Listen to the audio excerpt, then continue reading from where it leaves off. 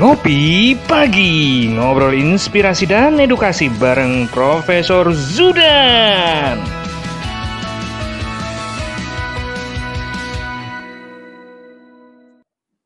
Salam bahagia kerabat desa Indonesia, ngopi pagi kita selalu Senin sampai Jumat bareng Prof. Zudan, ngopi dulu.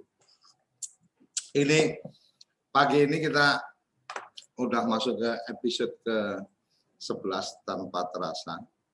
Sudah berjalan dan kita pagi ini ingin mencoba mendengar tausiah dari Prof. Zudan ini tentang dokumen kependudukan karena hilang atau rusak ini harus bagaimana, karena kehilangan barang itu sesuatu yang sangat mungkin, rusak karena mungkin teledor atau mungkin karena bencana atau apa, itu sangat mungkin terjadi. Nah, bagaimana mengganti dokumen-dokumen kependudukan yang hilang atau rusak, mungkin kita perlu mendengarkan langsung dari Prof. Zudan. Silakan, Prof. Bismillahirrahmanirrahim. Selamat pagi. Assalamualaikum warahmatullahi wabarakatuh. Kerabat desa yang berbahagia di seluruh Indonesia, apa kabar? Semoga selalu sehat. Mas Suryo Koco dengan seluruh kru TV Desa, kawan-kawan semuanya, pemirsa TV Desa. Alhamdulillah kita bertemu kembali pagi hari ini. Hari Senin dalam suasana yang berbahagia dan penuh semangat. Nah, pagi hari ini kita ingin sharing kepada seluruh pemirsa TV Desa, seluruh kerabat desa. Kita memahami ada satu perkembangan yang sangat menarik dari sisi statistik. Ada pertumbuhan dan perkembangan budaya administrasi kependudukan yang sangat bagus dibandingkan dengan 5 tahun yang lalu. Misalnya, pertumbuhan pencatatan akte kelahiran. Di Indonesia yang dihitung dalam rencana kerja pemerintah setiap 5 tahun yang dimuat dalam rencana pembangunan jangka menengah. Secara nasional, Presiden Republik Indonesia Bapak Insinyur Joko Widodo sudah menggariskan cakupan akte kelahiran kita di Desember 2020 ini harus 92%. Nah, ini sangat jauh dengan apa yang dulu pernah terjadi di 5 tahun yang lalu. Mas Suryo Koco, perlu saya laporkan juga kepada seluruh pemirsa TV Desa. 5 tahun yang lalu, cakupan kepemilikan akte kelahiran itu baru di angka sekitar 40%-an. 5 tahun yang lalu. Nah, sekarang dengan seiring pertumbuhan budaya adminduk masyarakat, nah, saat ini sudah di angka 93% kurang lebih kepemilikan akte kelahiran. Nah, ini terjadi peningkatan yang signifikan niatan dari masyarakat untuk membuat dokumen kependudukan. KTP elektronik juga demikian. 5 tahun yang lalu kira-kira kepemilikan KTPL itu di kisaran 70%. Sekarang tingkat perekaman KTPL sudah 98%. Nah, ini tingkat pertumbuhan yang menurut saya menunjukkan bahwa masyarakat semakin sadar dengan budaya administrasi kependudukan. Nah, satu yang perlu saya sampaikan dalam forum yang berbahagia ini adalah bahwa tugas pemerintah, khususnya dalam pelayanan administrasi kependudukan, itu bersifat monopolistik. Dalam arti tugas ini tidak tergantikan oleh lembaga swasta. Ini yang perlu kita bangun kesadaran kepada seluruh teman-teman di Dinas Dukcapil sebagai instansi pelaksana administrasi kependudukan. Harus berpikir ekstra keras, bekerja ekstra keras, bertindak ekstra luar biasa untuk memenuhi harapan masyarakat.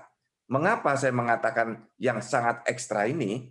Karena layanan Dukcapil itu monopolistik, tidak bisa digantikan oleh swasta yang lain atau instansi yang lain. Misalnya, kalau sekolah, tidak ada sekolah negeri, kita bisa di sekolah swasta. Kemudian kalau kita sakit, tidak bisa di rumah sakit umum daerah, tidak bisa di rumah sakit pemerintah, kita bisa di rumah sakit swasta. Kita mau mengirimkan barang, Kalau tidak bisa lewat kantor pos, kita bisa lewat perusahaan swasta. Kalau kita mau naik transportasi, tidak bisa naik pesawat Garuda, naik pesawat swasta. Banyak pilihannya. Tetapi kalau untuk layanan administrasi kependudukan, tidak ada instansi lain yang diberi tugas oleh negara untuk menerbitkan dokumen kependudukan selain Dukcapil. Nah, untuk itu teman-teman di Dukcapil harus paham betul filosofi ini. Karena ini adalah hak sipil masyarakat yang menjadi bagian dari hak asasi manusia. Oleh karena itu, teman-teman di Dinas Dukcapil harus memberikan pelayanan ekstra baik. Karena layanannya ini tidak disediakan oleh tempat lain. Masyarakat nggak punya pilihan. Hanya bisa mengurus ke Dinas Dukcapil. Nah, ini yang perlu kita semua selaku penyelenggara layanan Adminduk, seluruh teman-teman Dukcapil membangun kesadaran ini sejak dini. Nah, dokumen kependudukan kita ada banyak. Ada sekarang sekitar 24 dokumen kependudukan. Ada 6 berupa akta, 14 berupa surat, 3 berupa kartu, dan 1 berupa biodata. Nah, ini yang biasanya sering hilang itu, Mas Suryo Koco. Sering rusak. Dokumen yang banyak dipegang masyarakat itu antara lain KTP elektronik, kartu identitas anak, kartu keluarga. Kemudian yang berupa akta, itu akta kelahiran, akta kematian, akta perkawinan, akta perceraian, kemudian ada akta pengangkatan anak. Nah, ini yang banyak sekali berada di masyarakat. Dan kalau kita tahu, ada kalanya ada rumah kebakaran, rumah terbakar, dokumennya ikut terbakar, rusak. Masyarakat korban banjir, dokumennya terkena banjir, rusak, atau hilang. Kita tidak memungkiri bahwa dokumen-dokumen kita belum seperti dokumen kependudukan, maksud saya, masyarakat menyimpannya belum seperti dokumen yang lain.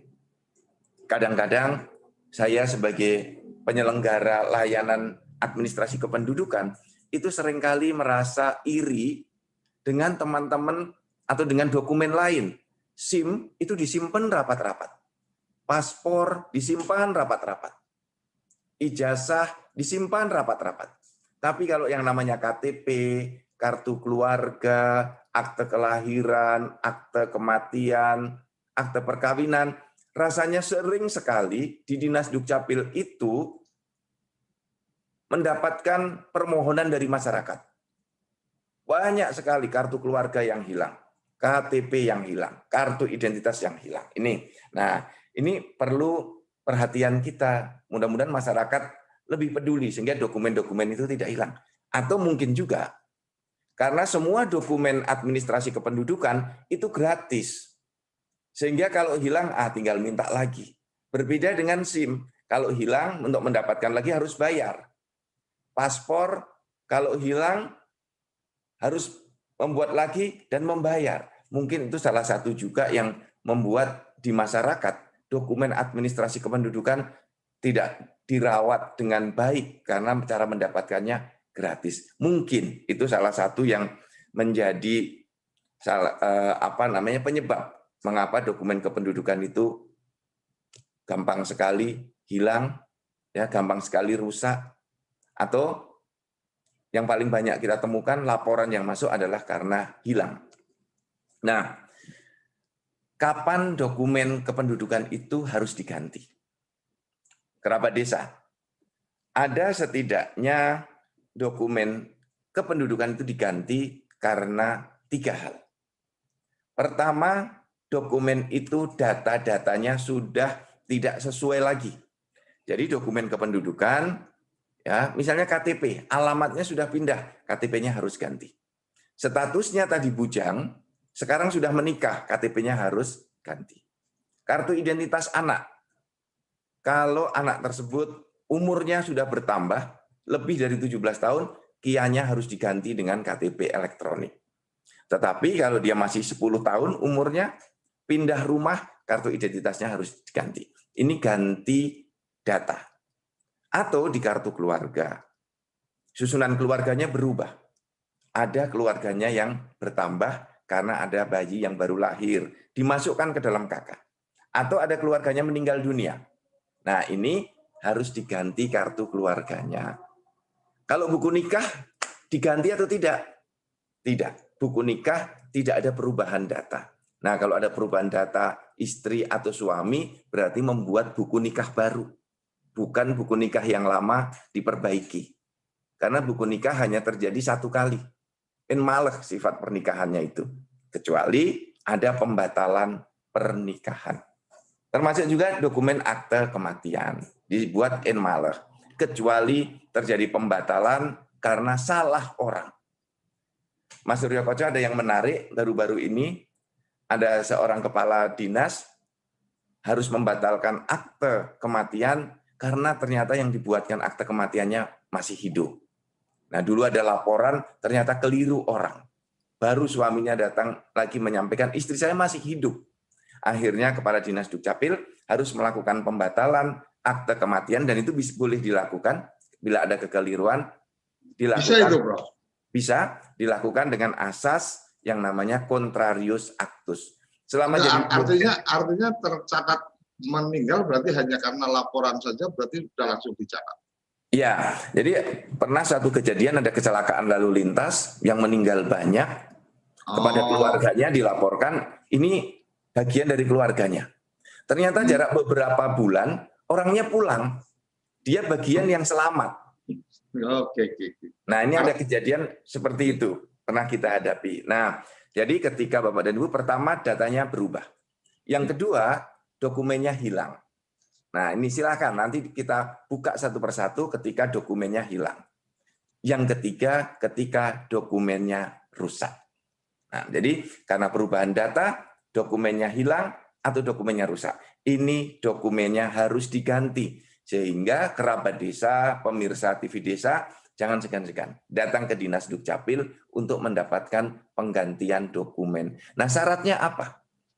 Syaratnya dari pemerintah melalui Perpres 96 tahun 2018, kemudian di Permendagri 108 2018, dan ikutannya di Permendagri 109 tahun 2019. Kita memberikan kemudahan-kemudahan. Pemerintah memberikan kemudahan-kemudahan. Untuk dokumen hilang, syarat pertama harus ada surat keterangan kehilangan dari kepolisian. Itu wajib. Harus ada. Nanti kehilangannya apa? Kalau kehilangan akte perkawinan, kartu keluarga ditambah dengan KTP yang kartu akte perkawinannya hilang, kartu keluarganya hilang, seperti itu. Kemudian yang kedua, kalau dokumennya rusak. Kalau dokumennya rusak, dibawa ke Dinas Dukcapil dokumen yang rusak itu. Ditunjukkan kepada petugas. Ini dokumen kami rusak. Nah, kalau dokumen rusak ditunjukkan, nanti dokumen yang rusak diserahkan, yang dibawa pulang adalah dokumen yang sudah diperbaiki. Nah, kemudian ada pertanyaan menarik yang pernah disampaikan pada kami, Pak, kemana kami harus mengurus? Kalau dokumennya hilang atau rusak tadi. Nah, di Indonesia terjadi perubahan asas. Yang mengatur tentang bagaimana, di mana kita mengurus itu. Dulu di Indonesia menggunakan asas peristiwa. Asas peristiwa itu artinya pembuatan dokumen penduduk dibuat di tempat terjadinya peristiwa. Saya rumahnya di Bekasi, misalnya, kemudian saya menikah ya di Bali, maka buku nikahnya dibuat di Bali.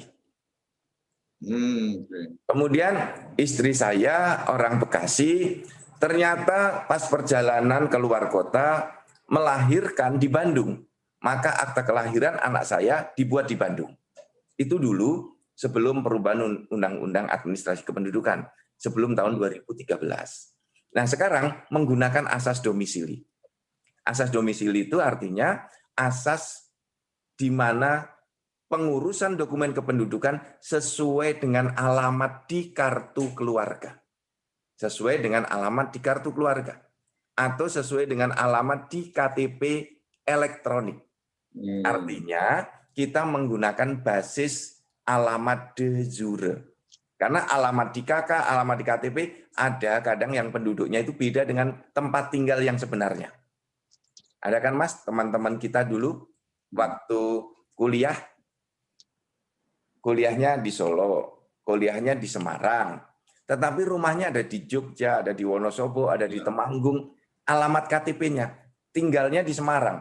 Nah, dia mengurus segala sesuatunya sesuai alamat di KTP-nya. Jadi istilahnya pulang kampung. Ya itu dulu dikenal itu. Jadi kalau kita mengurus dokumen yang hilang rusak, walaupun dulu kita membuat akte kelahiran, karena dulu masih di Semarang, sekarang sudah pindah di Jakarta, kita buat akte kelahiran tahun 2000, hilang tahun 2020, membuatnya di Jakarta. Tidak perlu kembali ke Semarang. Nanti Dinas Dukcapil di Jakarta, koordinasi dengan Dinas Dukcapil di Semarang. Inilah yang disebut dengan asas domisili. Jadi pembuatan dokumen itu disesuaikan dengan tempat tinggal terakhir dari penduduk itu sesuai dengan alamat KTP elektroniknya atau alamat di kartu keluarganya. Nah, seperti itu pengantar saya, Mas Suryo Koco. Nanti kita bisa dalami lebih lanjut. Oke, Prof. Ini sudah ada yang langsung memberikan pertanyaan di chatting Zoom kita. Izin Pak Dirjen, mohon arahan untuk pencatatan akta kematian di mana surat keterangan kematian rumah sakit asli dipegang mertua, sedangkan istri almarhum yang akan mengurus akta kematian tersebut. Apakah boleh surat keterangan kematian yang tidak asli dipakai untuk mengurus akta kematian tersebut karena yang asli tidak diserahkan? Terima kasih. Ini dari Denpasar. Ini kayaknya yang kemarin sudah dilontarkan, cuma belum sempat kita bahas di ngopi pagi yang episode sebelumnya. Silakan, Prof. Ya, Mas Suryo Koco dan teman-teman semuanya, kerabat desa, pemirsa TV Desa. Ini kita masuk ke dalam kasus-kasus ya. Norma umumnya ketika kita mengurus akte kematian, itu satu tentu harus ada permohonan karena stelselnya aktif berbasis pelaporan dari masyarakat. Ada permohonan dari anggota keluarganya. Kemudian anggota keluarganya menyampaikan alamatnya di mana orangnya. Kalau ada fotokopi KTP orang yang meninggal dunia atau kartu keluarganya, susunan keluarganya. Sehingga kita mengetahui siapa susunan keluarganya. Kita akan tahu kepada siapa nanti akte kematian itu diserahkan. Nah, nanti kita juga akan ada kasus-kasus menarik, Mas, dalam hal-hal seperti ini. Ketika yang meninggal dunia itu ada suami atau istri, dan di keluarga itu ada anak-anaknya. Siapa yang berhak mengurus dulu? Pertama adalah keluarganya. Jadi istri atau suaminya atau anak-anaknya. Yang kedua, keluarganya yang lain. Yang ketiga, dari siapa yang diberi kuasa untuk mengurus. Inti tentu saja untuk menghindarkan calo. Maka siapa yang mengurus itu akan sangat bagus bila disertai dengan surat kuasa. Nah, bolehkah ya keluarganya, istrinya atau suaminya menguruskan akte kematian dengan surat keterangan fotokopian dari rumah sakit? Nah, inilah yang perlu kita putuskan secara diskresioner. Nah, apa bentuk diskresinya? Nanti si pemohon itu melampirkan surat keterangan bahwa dokumen aslinya dipegang oleh mertua, tidak diberikan kepada saya. Maka Dinas Dukcapil wajib memproses permohonan itu dengan surat keterangan fotokopi tadi, dilampiri surat pernyataan dari suami atau istrinya bahwa menjelaskan kondisinya surat keterangan aslinya ditahan oleh mertua. Karena yang berhak pertama kali untuk mengurus dan mendapatkan dokumen akta kematian adalah keluarga inti. Keluarga inti adalah suami, istri, dan anak. Nah, ada kasus menarik. Dan ini banyak sekali ditemui di lapangan. Ketika suami meninggal, ternyata beliau ini memiliki istri 2 atau 3. Kemudian di Dukcapil, kan lazimnya hanya menerbitkan 1 akte kematian. Ini Mas Suryo Koco. Jarang sekali Dukcapil menerbitkan langsung 3 dokumen akte kematian. Itu jarang sekali. Itu yang 2 salinan atau semua asli? Nah, jadi kalau satu keluarga tadi yang memiliki istri 3 ini rukun, ini kan bisa jadi akan menikah lagi nih para istri ini. Dia kan harus melampirkan fotokopi surat kematian. Karena istri kalau tidak melampirkan surat kematian, dalam kartu keluarganya, dalam KTP-nya tetap ditulis kawin statusnya. Ini tidak bisa menikah lagi. Nah, kalau ini rukun keluarganya, nanti pada masing-masing istri pertama, istri kedua, istri ketiga datang ke KUA, datang ke KUA atau datang ke gereja atau datang ke Dinas Dukcapil memberikan fotokopinya ini untuk perubahan data kependudukannya. Nah, karena ada kan kemudian para istri ini tidak rukun. Akte kematiannya dipegang istri pertama. Istri kedua dan istri ketiga tidak diberikan akte kematiannya. Fotokopiannya pun tidak diberikan. Nah, kalau itu kejadiannya, istri yang tadi sudah menikah secara sah, sulit nanti untuk merubah dokumen kependudukannya. Nah, maka Dinas Dukcapil bisa menerbitkan kutipan kedua untuk istri kedua dan istri ketiga. Nah, nanti syaratnya adalah istri kedua, istri ketiga tadi membuat surat pernyataan bahwa dokumen akte kematiannya dipegang oleh istri pertama dan tidak bisa diminta fotokopinya oleh istri kedua dan istri ketiga. Ini ada terjadi seperti itu. Di dalam Perpres 98 Perpres 96 tahun 2018 dan Permendagri 108 2019 sudah kita atur tentang hal itu. Termasuk akta cerai. Jadi kalau akta cerai, terutama ini cerai yang non-muslim, karena kalau yang muslim itu diterbitkan oleh pengadilan, yang non-muslim diterbitkan oleh Dinas Dukcapil. Ketika suami istri bercerai, kemudian dokumen perceraiannya dikuasai salah satu pihak dan tidak diberikan ke pihak lain. Nah, ini boleh meminta kutipan kedua. Dinas Dukcapil wajib memproses dengan syarat salah satu pihak yang tidak mendapatkan dokumen itu membuat surat pernyataan. Seperti itu regulasinya, Mas Suryo Koco dan teman-teman semuanya.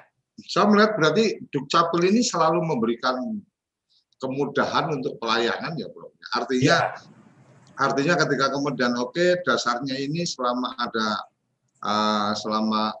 kalau saya nggak salah menangkap kemarin kan Dukcapil kan lebih pada mencatat berdasarkan peristiwa, tidak kemudian harus ada dokumen-dokumen seperti kalau kematian berarti nanti akan ada satu proses, kalau belum ada surat keterangan kematian dan seterusnya itu pun masih bisa dilakukan, termasuk tadi tentang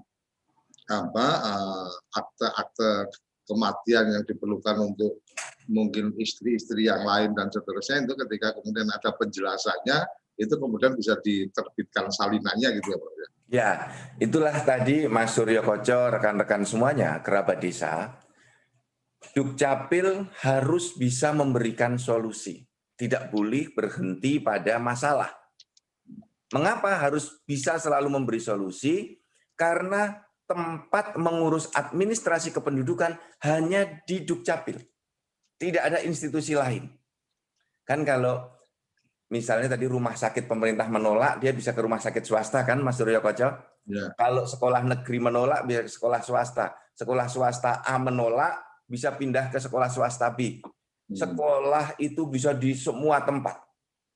Kemudian rumah sakit, kalau di rumah sakit A ditolak, bisa ke rumah sakit B. Di Pemda A ditolak, bisa dipindah ke Pemda B. Bisa dimanapun. Tapi kalau layanan administrasi kependudukan sudah diatur ketat dalam undang-undang. Satu, harus asas domisili.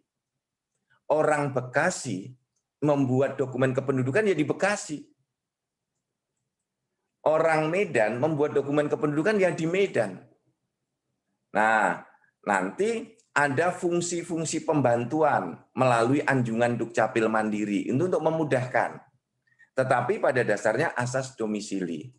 Nah, yang kedua, dengan sistem yang monopolistik layanannya itu tadi, harus menjadikan kita semua, insan Dukcapil itu berpikir ekstra keras dan bertindak ekstra luar biasa, karena harus selalu memberi solusi. Maka regulasi di Dukcapil itu menjadi regulasi yang semudah mungkin memberikan pelayanan dan solutif. Dukcapil tidak mau kalah dengan Bu Tejo, Mas Surya Koco. Bu Tejo itu kan pendekatannya, ya mbok kasih saran itu yang solutif. Nah, Dukcapil itu harus bisa seperti itu. Maka harus ada plan A, plan B, dan mitigasi risiko di dalam setiap pelayanan administrasi kependudukan. Oke.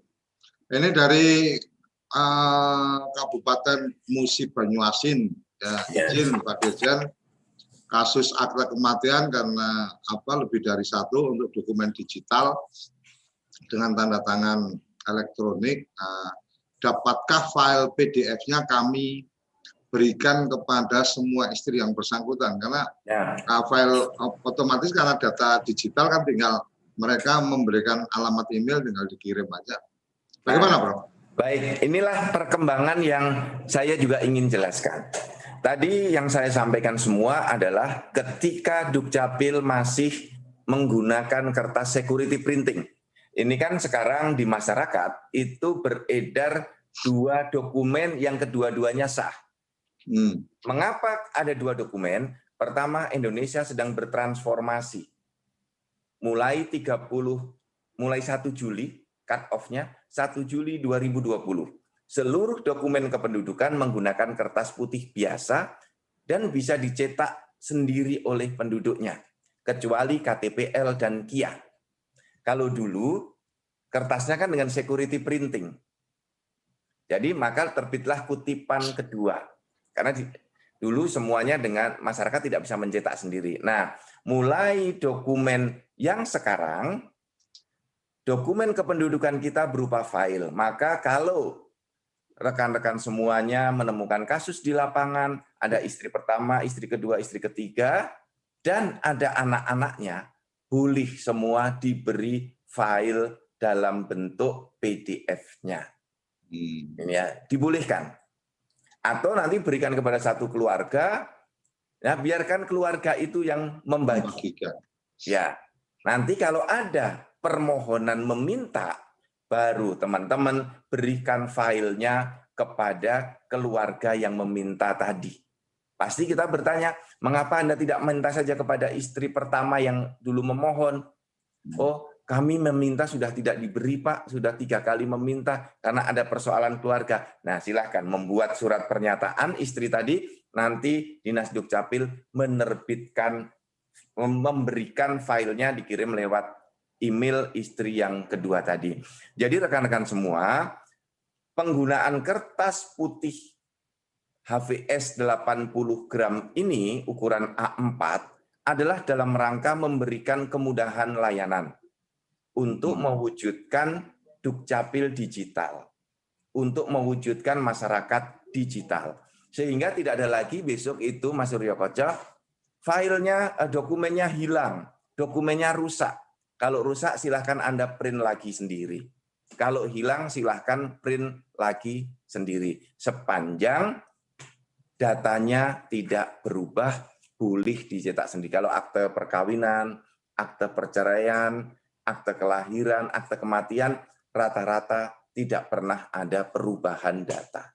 Yang ada perubahan data adalah kartu keluarga, KTP elektronik, dan kartu identitas anak. Itu jawaban saya untuk rekan dari Musi Banyuasin atau Banyuasin gitu tadi. Ya, tadi dari Musi Banyuasin. Musi Banyuasin, ya. Prof, masih ada beberapa pertanyaan di chat, tapi kita akan bahas setelah kita nikmati kopi kita. Kita akan jeda dan akan kembali sesaat lagi. Jangan kemana-mana, Kerabat Desa. Ngopi pagi selalu asik, selalu informatif, dan selalu memberikan solusi-solusi untuk permasalahan kependudukan. Kita akan kembali lagi setelah yang satu ini. Kamu tinggal di pulau terpencil, pegunungan pinggiran kota, atau daerah di Indonesia yang tidak terjangkau jaringan fiber, ADSL, dan juga 3G. Internetan dengan cepat pasti cuma akan menjadi mimpi. Mau pakai tol langit, pakai Desa WiFi, kunjungi www.desawifi.id.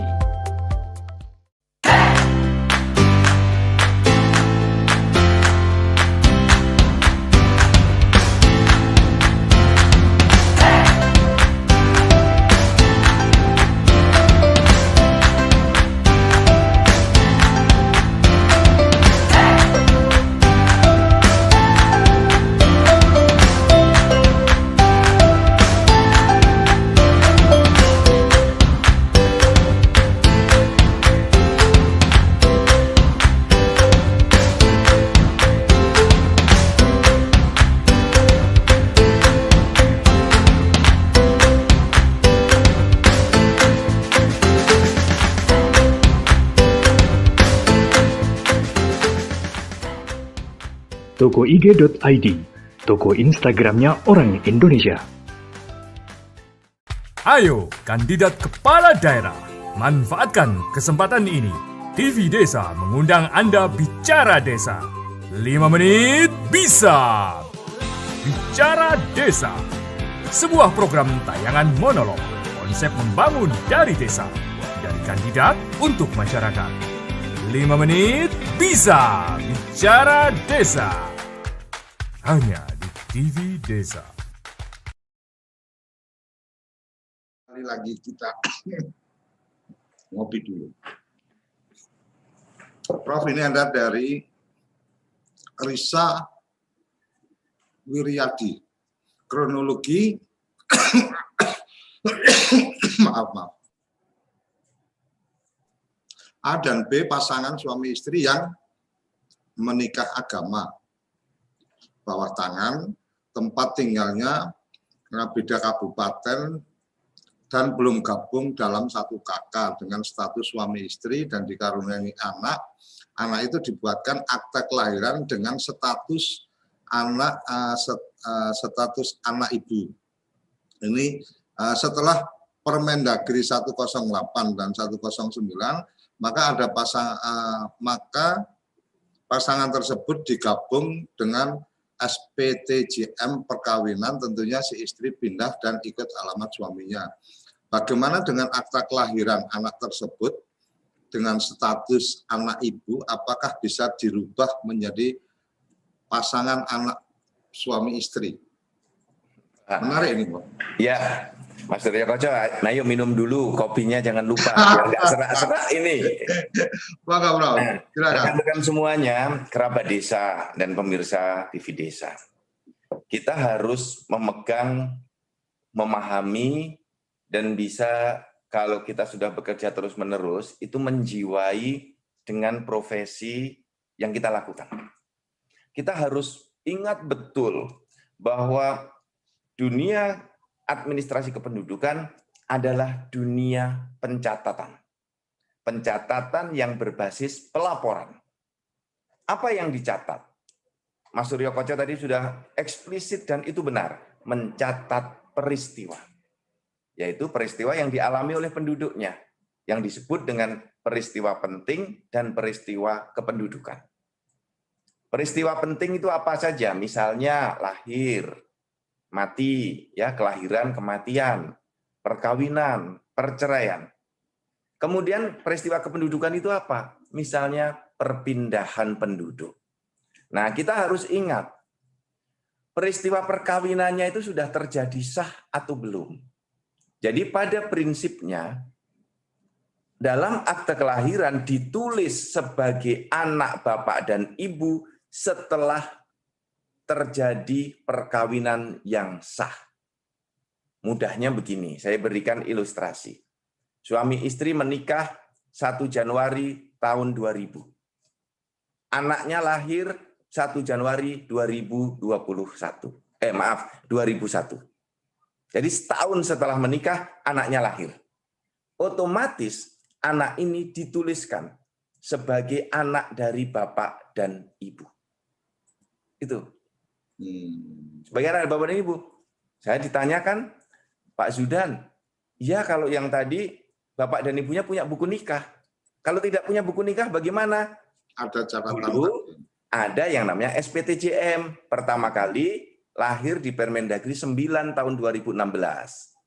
Ya, Permendagri 9 2016 ini kemudian diperbaiki ke dalam Permendagri 108 2019 dan Permendagri 109 tahun 2019. Maka disitulah dibuat SPTJM dengan akte kelahirannya. Kalau belum punya buku nikah itu SPTJM dan akte kelahiran bentuk yang kedua. Frasenya akte kelahirannya dengan frase bahwa perkawinannya belum dicatatkan. Nah, kerabat desa, apakah bila suami istri beda kabupaten, ya tidak satu kakak, kemudian ini sudah terjadi perkawinan, kemudian anaknya hanya ditulis nama ibu? Tidak, salah itu. Perkawinan orang Bekasi yang dekat ya dengan saya dengan orang Bogor. Bapaknya tinggal di Bekasi, KTP-nya, ibunya masih di Bogor. Pisah rumah. Kemudian anaknya ikut bapaknya. Masa iya mau ditulis hanya nama bapak saja? Kemudian anaknya ikut ibunya. Ibunya memiliki kartu keluarga sendiri.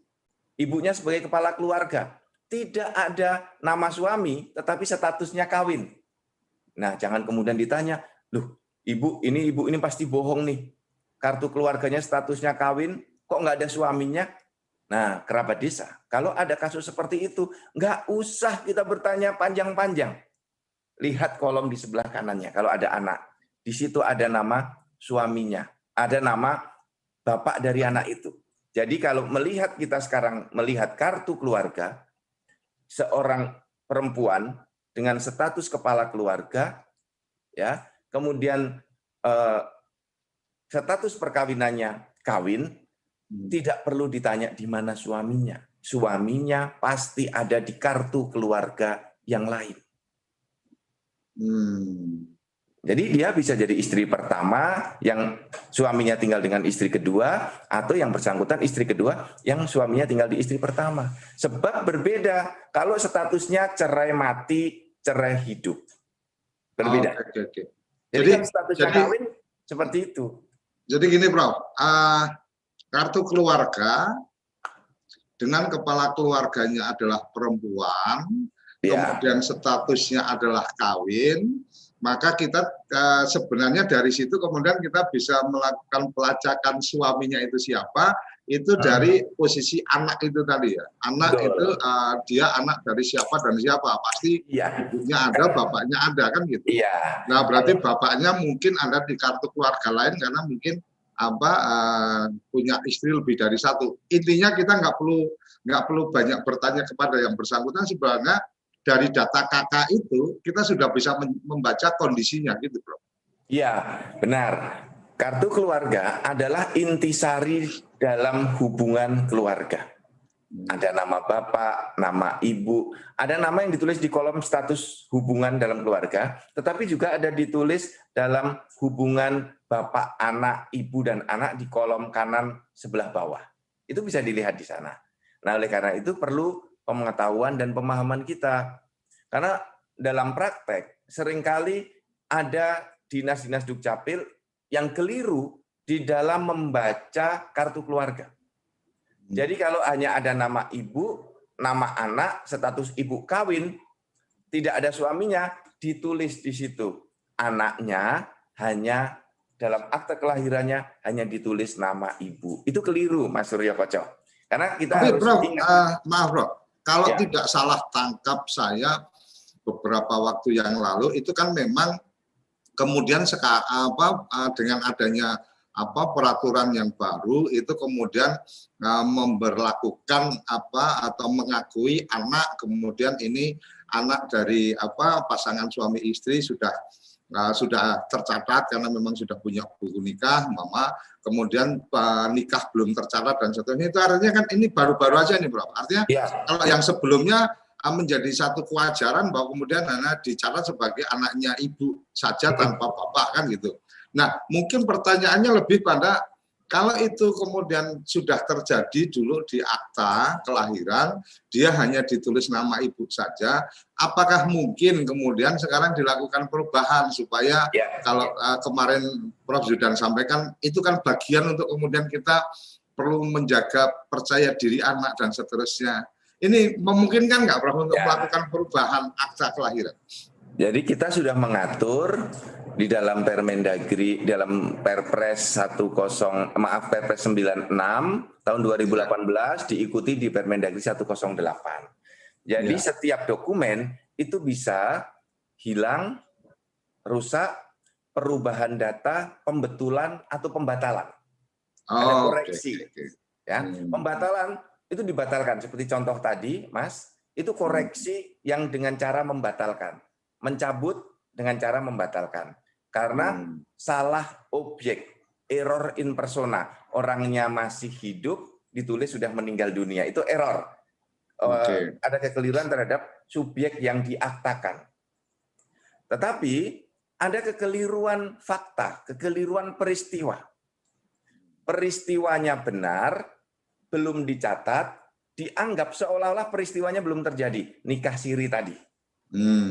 Nikah siri itu kan dulu banyak yang di dalam kartu keluarganya ditulis belum kawin, Mas. Ya, betul. Karena belum ada dokumennya. Nah, inilah yang kemudian dikoreksi dengan berbagai peraturan, ya, mulai dari Permendagri 109, Permendagri 9 2016 yang melahirkan SPTJM itu. Maka yang dicatat peristiwanya, bukan ketersediaan dokumennya. Nah, maka kalau ada peristiwa kawinnya sudah benar, suami istri hubungannya sudah benar, kemudian lahir anak, dulu akte lahir anak tersebut salah, hanya ditulis nama ibu, maka dilakukan pembetulan akte kelahiran. Nah, diberi nama bapaknya. Jadi namanya pembetulan akte kelahiran. Tetapi nomor aktenya diberi keterangan nanti, diberi catatan pinggir di dalam registernya. Ya. Nah, sehingga kita sebagai petugas Dukcapil melakukan koreksi. Karena ini juga untuk martabat anak. Ya, betul. Itu yang saya ingat betul yang Prof sampaikan kemarin. Buat saya sesuatu yang luar biasa yang dilakukan. Berarti yang disampaikan oleh Riza Wiryadi, bagaimana dengan akte kelahiran anak tersebut dengan status anak ibu bisa dirubah menjadi status berarti nggak cuma ibunya saja, tapi ada nama bapaknya itu dengan akte pembetulan tadi ya, Prof? Iya, benar Mas. Dilakukan pembetulan akte kelahiran. Luar dengan nama biasa. bapaknya bisa masuk ke sana. Ya. Supaya bapaknya juga ada tanggung jawabnya. Ini bapaknya, ini Mas, ini penting juga bagi bapak-bapak. Ya. Seorang bapak bisa mengakui anak secara hukum bila nama bapak itu dimasukkan dalam akte kelahiran. Ya. Kita ini kan ngaku-ngaku dia itu anak saya, padahal yang paling tahu dia itu anak kita itu hanya ibunya sama Allah Subhanahu wa Ta'ala. Betul, Prof. Nah, dilegalkan dalam akte kelahiran. Prof, luar biasa. Ini ada lagi dari kasih kelahiran. Ini nggak tahu dari mana, tapi mohon izin bertanya, Prof, apakah suami yang berpoligami boleh mencatatkan istri-istrinya dalam satu KK? Jika bisa, bagaimana mencatatkan perkawinannya di Dukcapil Kutai Barat? Saya pikir kalau memang dalam satu rumah dengan banyak istri ya masuk satu KK ya, Prof. Tapi Prof Zudan lebih paham lah. nanti saya memberikan komentar salah. Silakan Prof. Ini ngeri sedap ini. Pertanyaan yang kritis dan bagus ya. Dan ini dalam praktek ada. Ya. Jadi betul. dibolehkan satu kartu keluarga itu berisi, pertama, satu kakak boleh berisi banyak keluarga. Ada keluarga kakek dengan nenek, ibu kita. Ada kita dengan istri. Nanti kalau kita punya anak dan punya menantu, boleh juga dalam satu kakak. Boleh. Tetapi nanti ini ada implikasi seperti yang sudah kita bahas yang lalu, Mas Suryo Koco, untuk iur BPJS. Berat nanti kepala keluarga menanggungnya. Kalau yang di bawah-bawahnya itu nggak ngerti gitu, nggak ikut mengiur. Nah, kemudian kalau pertanyaannya, bolehkah satu suami dengan istri-istrinya di dalam satu kartu keluarga? Nah, ini secara norma hukum boleh. Kemudian kan pertanyaannya, bagaimana menulis status perkawinannya? Nah, ini kan yang ditulis itu status hubungan dalam keluarga dengan suaminya. Nah, nanti silahkan diatur di situ, pertama kepala keluarga suami, istri pertama, istri kedua, istri ketiga. Di kolomnya masing-masing diberi catatan. Nikah tercatat, ya, nikah tercatat. Nah, inilah yang nanti bisa jadi ada satu titik yang perlu kita sepakati bersama di kolomnya suami. Misalnya ya, ini karena kasus yang belum pernah kita temukan dengan perbedaan pencatatan dalam satu kakak. Kalau dalam satu keluarga itu semuanya nikah tercatat atau nikah kawin belum tercatat, enak nulisnya sama semua polanya. Yang menjadi kita belum ketemu nanti cara menuliskannya adalah ketika suami dengan istri pertama kawin tercatat, dengan istri kedua kawin belum tercatat. Nah, maka di statusnya di suami kan hanya bisa ditulis satu ini. Tetapi kalau di istri-istrinya bisa ditulis. Maka nanti cara kita melihatnya adalah dengan melihat di status istrinya. Status hubungan dalam keluarga istrinya itu ditulis status perkawinannya apa. Nanti akan kelihatan di sana. Tapi pada prinsipnya banyak istri boleh dituangkan dalam satu kartu keluarga. Itu. Mas Suryo Koco, sebelum ke yang lain, silakan. Ada satu yang perlu saya jelaskan, khawatir terlewat, mengenai penerbitan KTPL yang hilang rusak. Tadi kan prinsipnya dokumen terbit di dalam domisili. Nah, saya ingin menjelaskan filosofinya mengapa dokumen itu terbit di dalam domisili. Karena semua dokumen kependudukan, kecuali KTP elektronik, itu ditandatangani oleh kepala dinas. Jadi kalau saya atau kita semua membuat akte kelahiran, membuat akte perkawinan, membuat akte perceraian, membuat kartu keluarga, itu ada tanda tangannya kepala dinas. Nah, maka itulah mengapa mengurusnya harus sesuai dengan domisili. Berbeda dengan KTP elektronik. KTP elektronik boleh membuat, merekam, dan mencetak di luar domisili. Artinya bisa di mana saja, seperti yang kemarin saya sampaikan. Bisa dimanapun. Karena di KTP elektronik tidak ada tanda tangan kepala dinasnya. Yang tanda tangan adalah penduduknya. Oleh karena itu, kalau mahasiswa yang rumah tinggalnya di Bogor, kemudian kuliah di Medan, KTP-nya hilang, cetak saja di Medan, tidak perlu pulang kampung ke Bogor. Nah, ini salah satu kemudahan yang diberikan oleh negara dalam yang kita sebut dengan rekam dan cetak KTP elektronik luar domisili. Nah, ini kemudian kita kembangkan dengan anjungan Dukcapil Mandiri itu. Untuk dokumen yang lain bisa cetaknya di luar domisili, tapi pembuatannya masih harus melalui Dinas Dukcapil dalam domisilinya. Kalau KTPL sudah sepenuhnya boleh rekam cetak luar domisili. Sedangkan dokumen yang lain pembuatannya masih di tempat domisilinya, sedangkan pencetakannya dengan anjungan Dukcapil Mandiri sudah boleh di luar domisilinya. Seperti itu tambahan saya, Mas Suryo Koco. Oke, Prof, ini ada yang di channel YouTube Dukcapil INTS Sofi, apabila file PDF dan link email yang dikirim Dukcapil hilang, bagaimana cara mengurusnya Pak? Apakah harus menggunakan surat kehilangan kepolisian? Ini sebenarnya kalau di data digital selama kemudian yang bersangkutan itu bisa menyampaikan alamat emailnya, mungkin dari data juga ketahuan kapan dikirim ke alamat email itu. Tapi mohon nanti Prof. Yang kedua, Sri Suyakti, kalau sudah terbit anak seorang ibu tahun 2004, bisakah diubah di tahun 2020 menjadi akta dengan fase? Kayaknya tadi sudah disampaikan juga oleh Prof. Yuda. Ya. Monggo silakan Prof. Setelah ini ada lagi yang dari chat Zoom. Kalau yang terkait dengan akte kelahiran, teman-teman semua tadi sudah saya jelaskan panjang lebar, nanti dilihat di Permendagri 108/2019. Seluruh kerabat desa lengkap aturannya di sana. Juga di Peraturan Presiden nomor 96 tahun 2018. Nah, kemudian kalau filenya hilang bagaimana? Nah, kalau filenya hilang, dokumennya tidak hilang, ya tidak perlu meminta ganti. Dokumennya difotokopi saja yang banyak, biar tidak hilang. Nah, tetapi kalau membutuhkan filenya, bagaimana?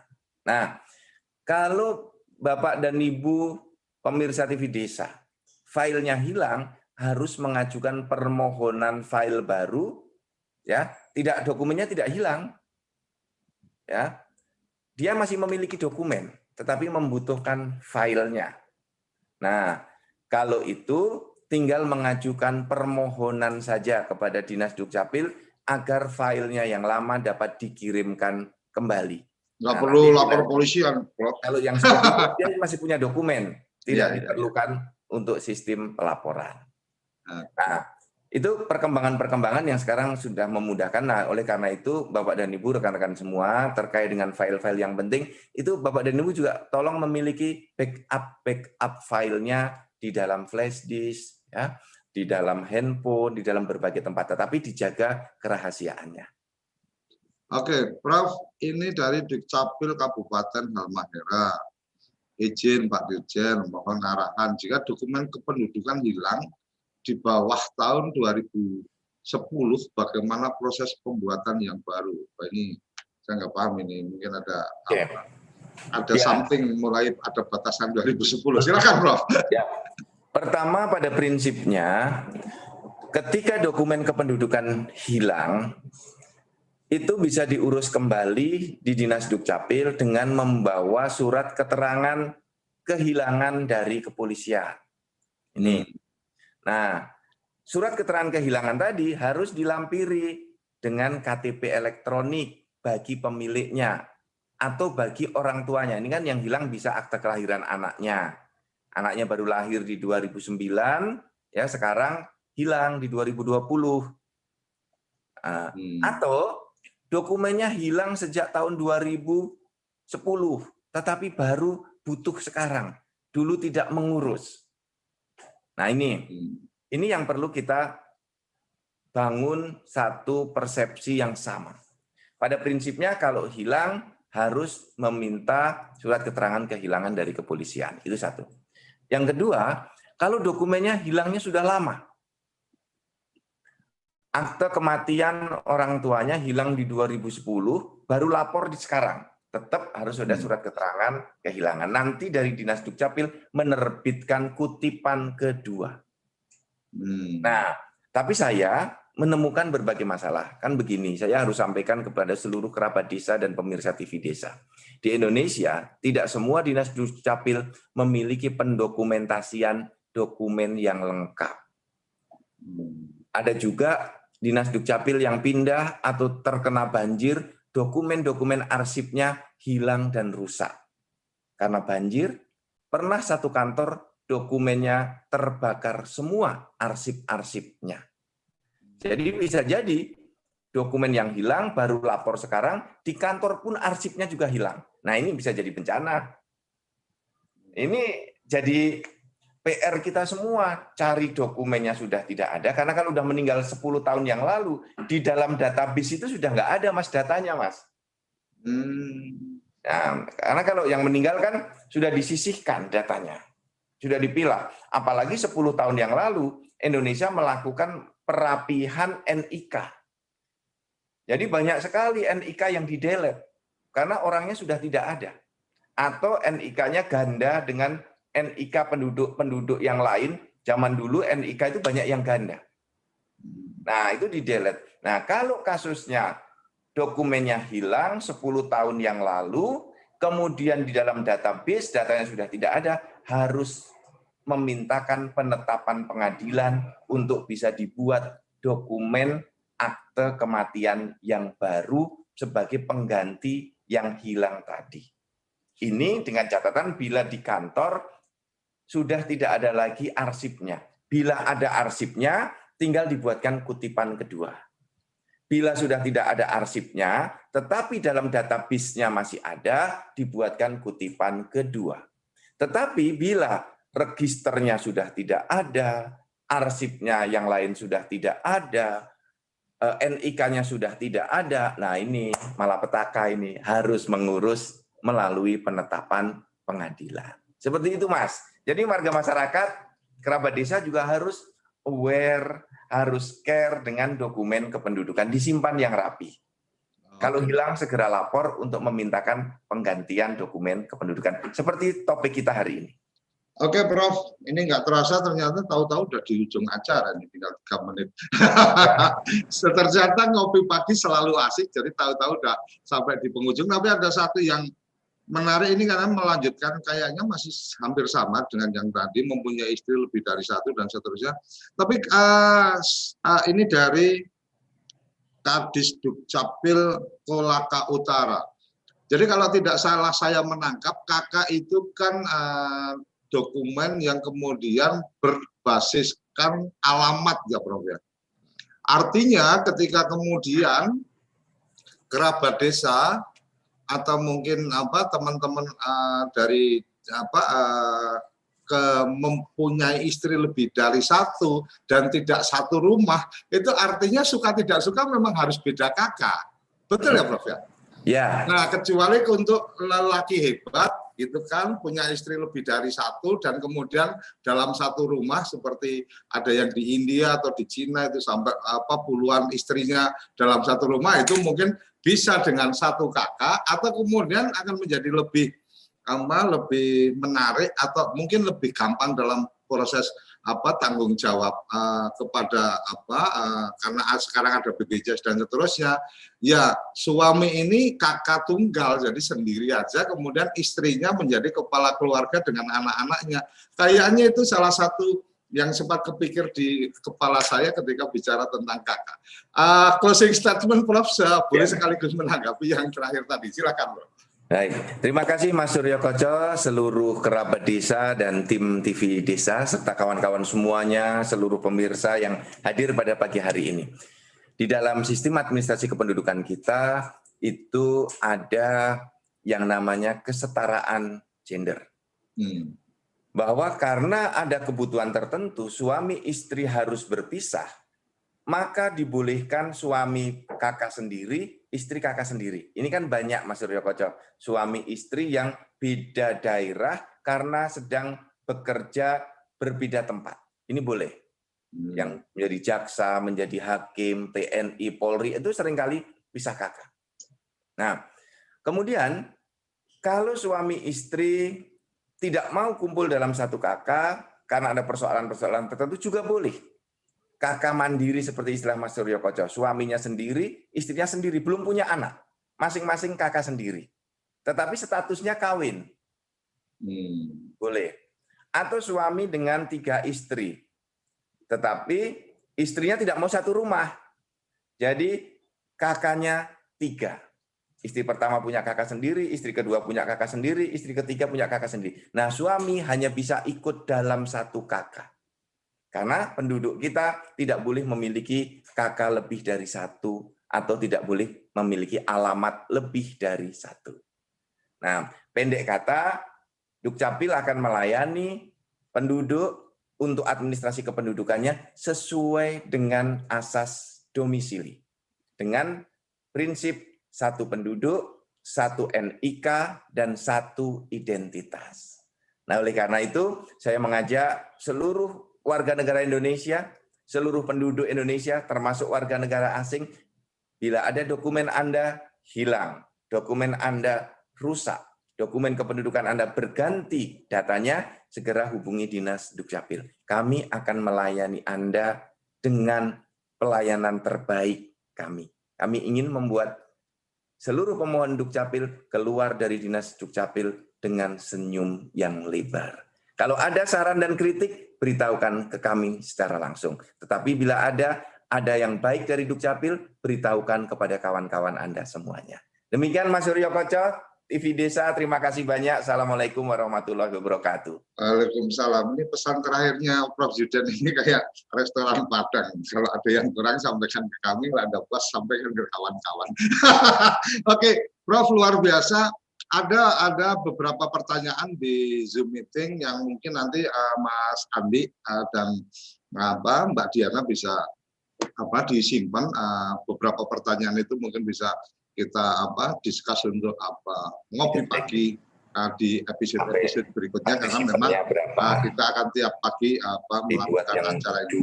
Saya pikir itu yang kami bisa sampaikan sampai di sini. Ngopi pagi episode kali ini, dan kita akan terus ngopi pagi bareng Prof. Zudan tiap Senin sampai Jumat jam 7 sampai jam 8. Selalu pantengin TV Desa, selalu pantengin channel-channel YouTube TV Desa dan Dukcapil. Salam bahagia kerabat desa Indonesia. Terima kasih, sampai jumpa besok hari.